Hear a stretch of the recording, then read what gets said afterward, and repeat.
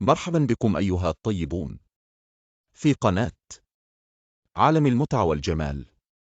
اليوم سنتعرف على اللاعب الذي أبهر العالم الرياضي، الشاب الموهوب المغربي عز الدين أوناحي.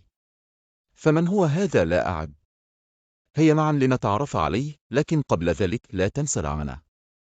عز الدين أوناحي لاعب كرة قدم مغربي محترف، يلعب في مركز الوسط. بدأ مسيرته الكروية في مدرسة نادي الرجاء الرياضي البيضاوي لكرة القدم، ثم التحق بأكاديمية محمد السادس لكرة القدم بمدينة سلا، التي فتحت له أبواب الاحتراف بالديار الفرنسية في سن مبكرة، وهو يلعب الآن مع نادي أونجية بعقد يمتد إلى سنة 2026.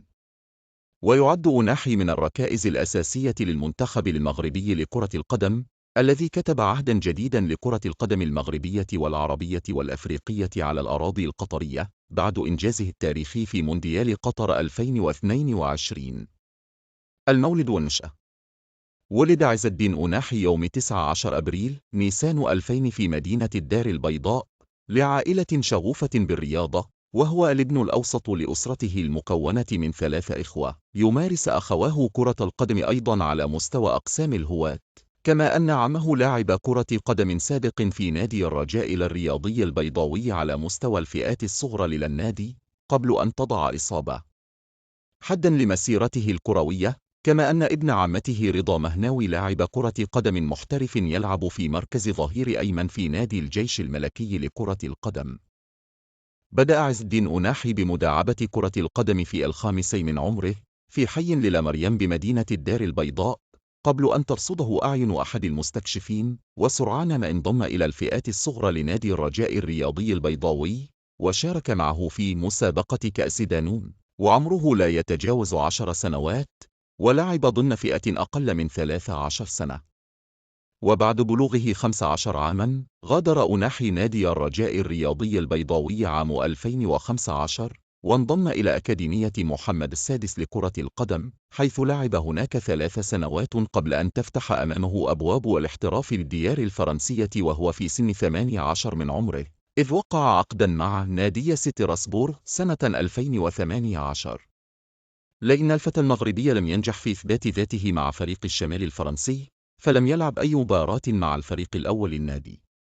التجربة الرياضية مع الأندية: بعد فشل تجربته مع ستراسبور، انتقل عز الدين أوناحي إلى نادي أفرنش الفرنسي الممارس بالقسم الثالث في صفقة انتقال حر أغسطس آب 2020، حيث بصم على انطلاقة جيدة بعدما سجل هدفه الأول مع ناديه الجديد ضد نادي استاد بريوشن يوم 18 سبتمبر أيلول 2020 في بطولة دوري الدرجة الثالثة الفرنسي. قدم أوناحي موسما رائعا مع نادي أفرن، وأثبت نفسه بصفته أحد نجوم الفريق على مستوى صناعة اللعب، من خلال إظهار مهاراته الفنية في المراوغة والتمرير وتسجيل الأهداف. أيضا فقد لعب 27 مباراة بالدوري وسجل 5 أهداف، كما لعب 3 مباريات في كأس فرنسا. الأداء المتميز لأوناحي مع نادي أفرنش دفع مسؤولي نادي أونجيا الفرنسي الممارس بدوري الدرجة الأولى إلى التعاقد معه يوم 14 يوليو تموز 2021 بعقد مدته 4 سنوات. ولعب أوناحي أول مباراة له بألوان نادي أونجيه يوم 15 أغسطس 2021، عندما دخل بديلا لمواطنه سفيان بوفال الذي يلعب بالفريق نفسه في المباراة التي جمعت ناديهما بنادي أولمبيك ليون في مباريات الدوري الفرنسي الدرجة الأول. وحينها ظهر أوناحي لأول مرة مع نخبة كرة القدم في الدوري الفرنسي. أنهى أوناحي موسمه الأول مع ناديه أونجي في المركز 14 في جدول ترتيب الدوري الفرنسي الدرجة الأولى، إذ شارك في 32 مباراة، سجل خلالها هدفين وصنع 2 آخرين. كان شارك في مباراة واحدة في كأس فرنسا. أداؤه المتميز مع أونجي جعل نادي ليل الفرنسي يبدي رغبته في التعاقد معه، لكن هذه الصفقة لم تتم بعدما أعلن ناديه تمديد العقد لموسم إضافي حتى عام 2026. التجربة الرياضية مع المنتخبات الوطنية: في يوليو تموز 2018 استدعي عز الدين أوناحي للمشاركة في بطولة الكوديا الدولي لكرة القدم مع المنتخب المغربي تحت 20 سنة. وشارك في مباراتين أمام كل من منتخب روسيا ومنتخب الأوروغواي لأقل من 20 سنة، وتمكن من تسجيل هدف.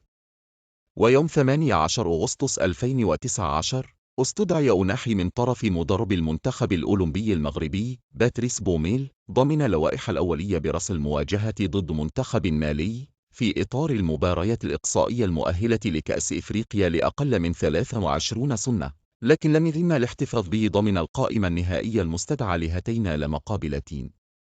ويعود الفضل في ظهور أوناحي لأول مرة مع المنتخب المغربي الأول إلى المدرب البوسني وحيد حليلوزيتش الذي كان على رأس الإدارة الفنية للمنتخب المغربي، حين فاجأ الرأي العام ووسائل الإعلام المغربية باستدعاء أوناحي للمنتخب المغربي لكرة القدم.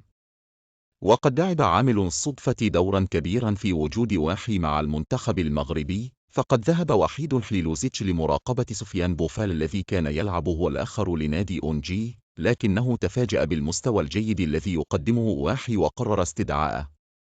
واستدعي أوناحي رسميا لتعزيز صفوف المنتخب المغربي لكرة القدم يوم 23 ديسمبر كانون الأول 2021 ضمن القائمة التي ضمت 28 لاعبا اختارهم حليلوزيتش لخوض نهائيات كأس إفريقيا بالكاميرون يناير كانون الثاني 2022.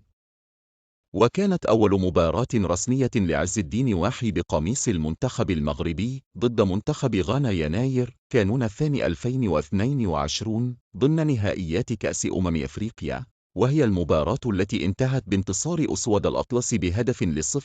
وكان أوناحي ضمن التشكيلة الرسمية التي خاضت هذه المباراة ولعب 87 دقيقة. أول أهداف عز الدين مع المنتخب المغربي كان يوم 29 مارس آذار 2022 خلال إياب المباراة الفاصلة ضد منتخب الكونغو الديمقراطية بمدينة الدار البيضاء برسم إقصائيات كأس العالم بقطر 2022. سجل أوناحي هدفين من 4 أهداف لتنتهي المباراة بفوز أسود الأطلس بنتيجة 4-1، وحج بذلك المغرب ورقة التأهل إلى مونديال قطر 2022. وفي 10 نوفمبر تشرين الثاني 2022 استدعي رسميا من طرف مدرب المنتخب المغربي وليد الركراكي الذي خلف حليلوزيتش المقل ليكون واحي في القائمة التي ضمت 26 لاعبا للمشاركة في مونديال قطر 2022. وفي كأس العالم التي نظمت بقطر 2022 ساهم واحي في الإنجاز التاريخي للمغرب الذي أصبح أول منتخب عربي وإفريقي يصل إلى نصف نهائي كأس العالم، وبعد التفوق على مرشحين في مونديال قطر الأخير مثل بلجيكا وإسبانيا والبرتغال.